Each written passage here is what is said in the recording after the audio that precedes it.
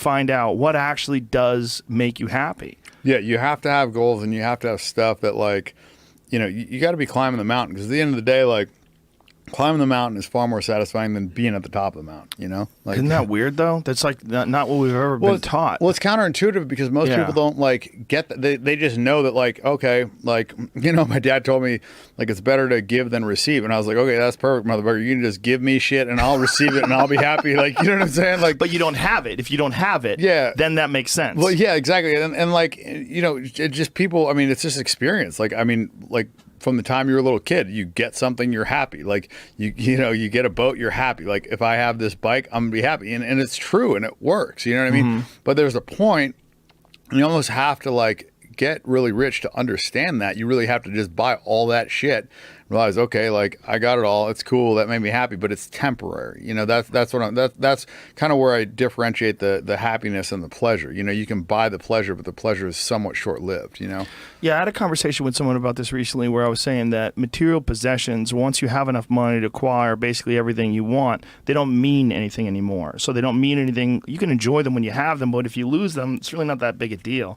If you get an Escalade and some fucking meteor hits your Escalade and you go out there, just get another Escalade. There's a bunch of them. Yeah. It's no big deal. But if that was all you had, and you had to save and scrape up your money to get that Escalade, and you kept it clean, then it got hit by a meteor, you'd be devastated. Yeah. Once you have achieved this level of success where material possessions don't mean anything anymore, then you can kind of like say, okay, well, what do I enjoy? Camaraderie, friendship, creativity. Like, what is it that I'm actually chasing?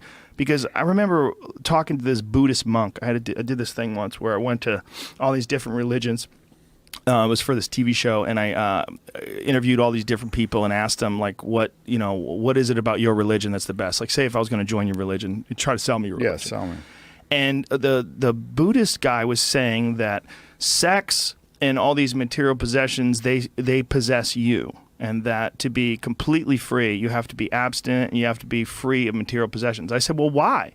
I go, what if you achieve a level of success where you don't worry about those things anymore, and they don't contain you, they don't hold you, you're not a prisoner of them because you're really not worried about them. Like, if all you had was this one thing and that one thing was taken from you, that would be devastating, and that's what this is based on. Mm-hmm. But what if you had unlimited resources? If you were Richard Branson or someone like you or whatever, when it's not an issue, then those material possessions no longer possess you. But this guy didn't want to look at it that way. Like, he didn't want to think that was ever possibly an option. I'm like, well, it's not an option because you don't think it's possible to achieve that level of material possession or that material success. Yeah, and that's kind of the thing. I feel like you have to get to that place to understand it. It's kind of like... But try telling that to anybody who's listening to this. Yeah. Like 99.9% of people listening to this are never going to make a fraction of the amount of money that you've earned.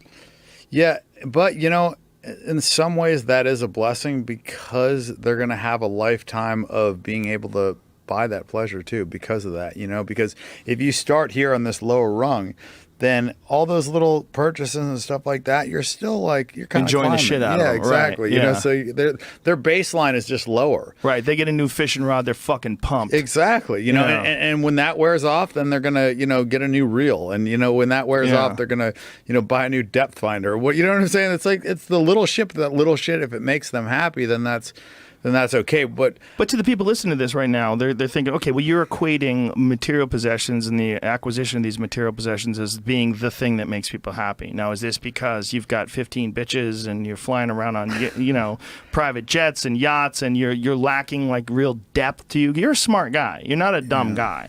So I don't think that that's the case.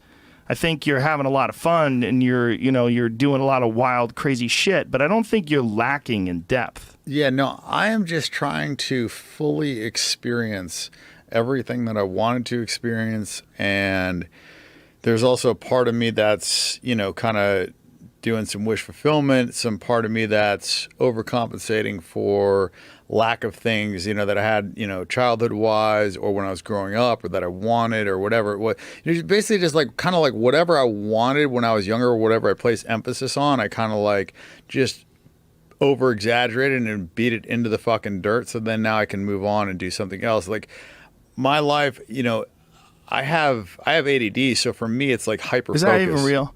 I think that it real? is. I think it is. And I think a lot of successful people have it. And I think what it allows you to do is when you are focused on something and when you have that like pinpoint focus, you can be extremely successful.